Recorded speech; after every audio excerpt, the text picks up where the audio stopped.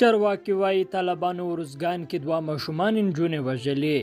د ارزګان امنیتي چارواکي پر وسله والو طالبانو تور لګوي چې د دې ولایت په مرکز ترینکوټ کې 2 ماشومان نجونې وژلې دي. د ارزګان امنیه قومندان سمنوال شفیق الله سار نن رسنیو ته ویل چې وسله والو طالبانو پرون ماښام د مرکز ترینکوټ اړوند د خانه قسیمه کې هغه 2 ماشومان نجونې په ډزو وژلې چې په خپل ځمکه کې بادام ټولول. ښاغلی سار زیاتوي د ماشومان د بادامو ټولولو ته تللی وی چې ظالمانو انداخت پرې کړی او شهیدانې کړي دي.